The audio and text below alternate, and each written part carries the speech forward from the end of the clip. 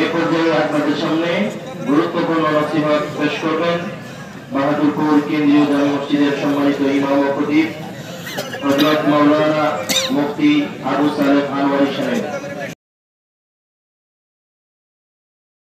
হযরত মাওলানা মুফতি আবু সালেহ আনোয়ারী সাহেবকে মূল্যবান নসিহত পেশ করার জন্য সবিনয় অনুরোধ জানাচ্ছি। السلام عليكم ورحمة الله وبركاته. نحمده ونصلي على رسوله الكريم أما بعد. أعوذ بالله من الشيطان الرجيم. بسم الله الرحمن الرحيم. واعتصموا بحبل الله جميعا ولا تفرقوا. وقال رسول الله صلى الله عليه وسلم: من صام رمضان ثم اتبع ستا من شوال كان كصيام الدهر أو كما قال رسول الله صلى الله عليه وسلم. গত ঈদুল ফিতরে আমরা এখানে সমবেত হয়েছিলাম। দীর্ঘ 1 বছর পর অনেক লম্বা সময় অতিক্রম করে আল্লাহ রাব্বুল আলামিন আপনাকে আমাকে সুস্থ অবস্থায় আবার এই মাঠে একত্রিত হওয়ার, শামিল হওয়ার আল্লাহ পাক সুযোগ করে দিয়েছেন, দান করেছেন। সেই জন্য আল্লাহ পাকের দরবারে শুকরিয়া আদায় করি আলহামদুলিল্লাহ।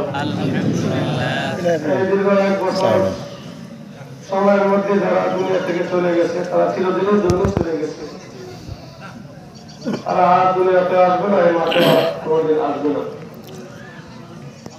আমরা যারা এখানে এসেছি, বিশেষ করে যারা স্থানীয়, যারা আমরা এখানে আছি, যাদের একটু বয়স হয়েছে 40-50 বছর বয়স, বেশিরভাগ মানুষের বাবা এই মাঠে নামাজ পড়েছিল, তারা আজ দুনিয়ায় নাই। এমন আছে কি নাই? সেই বাবা দাদা তাদের স্থানগুলি আমরা দখল করেছি, আমরা সেখানে বসছি, নামাজ পড়তে এসেছি। এমন একদিন আসবে আমরাও চিরতরে এই জায়গাটা ছেড়ে দেবো। পরবর্তী প্রজন্মরা আসবে এই মাঠে নামাজ পড়ে আমাদের জন্য দোয়া করবে। 14 বছর হয়ে গেল আমি এলাকায় এসেছি। আমার দেখা সত্ত্বে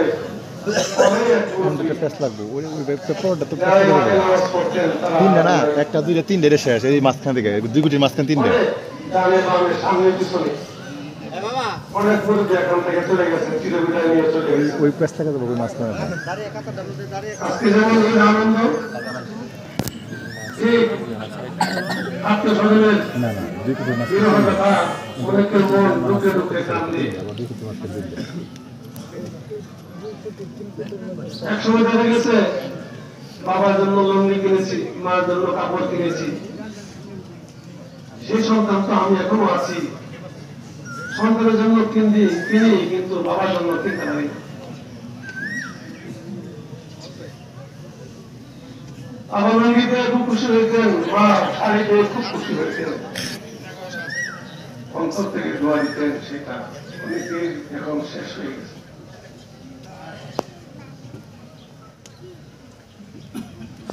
এটাই বাস্তবতা, এই দুনিয়া। জান্নাত যেখানে শুধু শান্তির জায়গা, জাহান্নাম যেখানে শুধু কষ্টের জায়গা, দুনিয়া যেখানে শান্তি আছে অশান্তিও আছে, হাসি আছে আবার কান্নাও আছে। এটা নামই দুনিয়া। এভাবেই দুনিয়া তার গতিতে চলতে থাকবে। আমরা সবাই একত্রিত হয়েছে এখানে, আল্লাহ পাকের হুকুম আছে, ওয়াতাসিমু বিহাবলিল্লাহি জামিআন ওয়া লা তাফাররাকু। মুসলমান সবাই এক হয়ে থাকো, এক হয়ে আল্লাহর দ্বীনকে তোমরা ধরে রাখো। আমরা ওয়াক্তের নামাজে যাই, জামাতে শামিল হই, আবার জুমার দিনে আমরা একত্রিত হই, একটু বড় সবাই জামাত হয়। আবার ঈদের দিনে জামাত তাহারা বেশি করা হয়।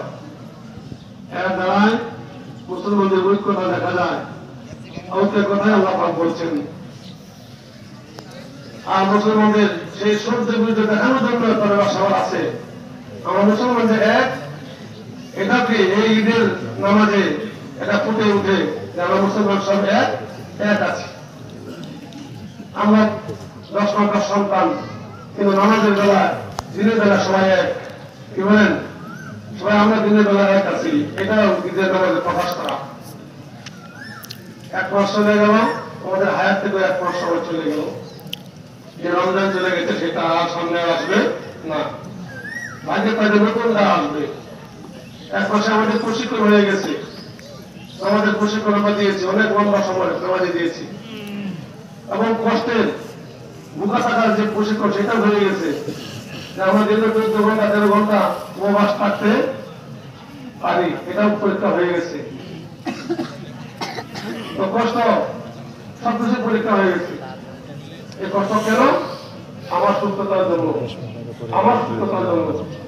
বলছে অন্যান্য আমাদের সব ফেরেশতারা 10 গুণ 700 গুণ বই করিয়া থাকে। আল্লাহ বলে দিলেন সাওম, কিন্তু রোজা ভিন্ন, রোজা আমার জন্য, এর সব আমি ফেরেশতা দিয়ে না, আমি আল্লাহকে হাতে দান করবো। সুবহানাল্লাহ। আজকে ঈদ, সবার মধ্যে হাসি খুশি আনন্দ। এই হাসি খুশি যদি আমরা সারা বছর ধরে রাখতে পারি, তাহলে সমাজের মধ্যে শান্তি বিরাজ করবে। বলেন ঈদকে একদিনের জন্যই এই রমজানের খুশি করে যদি আমরা ধরে রাখি, সারা বছর নামাজ পড়া করতে পারি না। বলেন কত নামাজ করতে পারবো, অসুবিধা হবে না। আর ঈদের যে আনন্দ যদি ধরে রাখতে পারি, সারা বছর আমাদের আনন্দ বিরাজ করবে। সেটাতে সবাই বলে যায় আল্লাহ পাক যেন এই ঈদকে সবার জন্য মঙ্গলময় করেন। যারা বেঁচে আছে সকলের জিন্দেগি গুনাহ মাফ করে দেন, যারা বেঁচে নেই আল্লাহ পাক যেন সকলকে মাফ করার প্রস্তুত করেন। আমিন। আসসালামু আলাইকুম।